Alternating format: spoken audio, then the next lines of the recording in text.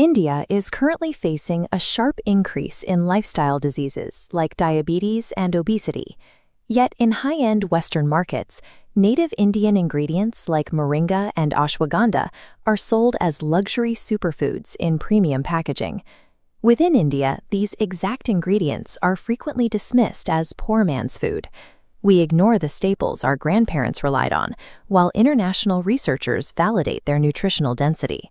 This cultural disconnect follows a history of active erasure.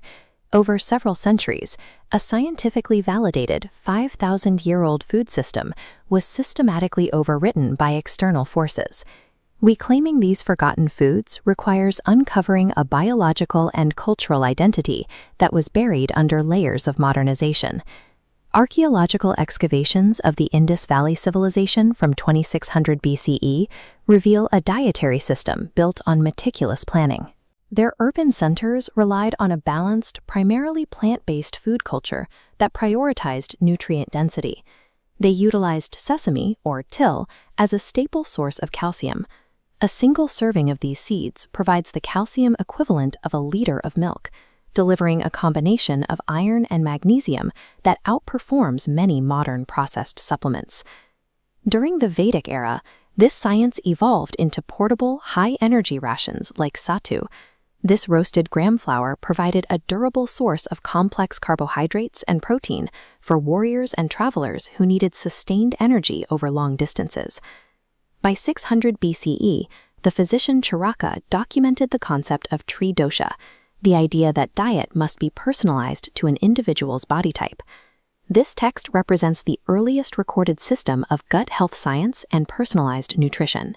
Ancient Indian medicine operated on the principle that food is the primary tool for disease prevention and immunity, a conclusion that modern laboratories are only now confirming through research into the microbiome. During the medieval and Mughal eras, the global spice trade was driven by more than just flavor. Spices were prized for their specific biochemical properties, from activating digestive enzymes to acting as natural anti-inflammatories. This animation illustrates the challenge with curcumin, the active compound in turmeric. While powerful, curcumin has a notoriously poor absorption rate. Most of it simply passes through the digestive tract without entering the bloodstream. However, pairing turmeric with black pepper introduces a compound called piperine. Piperine binds to the curcumin, altering the chemical reaction and increasing its absorption by 2,000%. Traditional recipes, like haldi doodh with black pepper, functioned as precise pharmacological formulas. Our ancestors used culinary traditions to ensure the body could actually utilize the nutrients provided.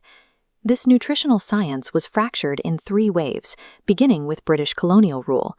The administration introduced mass-produced refined white sugar and fiberless white flour, maida, replacing iron-rich native jaggery and whole-grain flours. The agricultural landscape shifted toward the cultivation of exportable cash crops and tea. This prioritized the needs of the global market over the maintenance of diverse, nutrient-dense local food systems. The 1960s Green Revolution acted as a second wave. While it successfully prevented famine, the shift toward high-yield crops came with a measurable cost to biological diversity. Thousands of native millets like ragi, jowar, and bajra were largely abandoned. Farming narrowed to just a few varieties of wheat and rice, which offered higher yields but significantly lower micronutrient profiles. The final wave arrived in the 1990s with economic liberalization. Urban centers were flooded with cheap, aggressively marketed processed foods that were convenient but nutritionally empty. Corporate marketing successfully rebranded traditional, nutrient-dense foods as backward.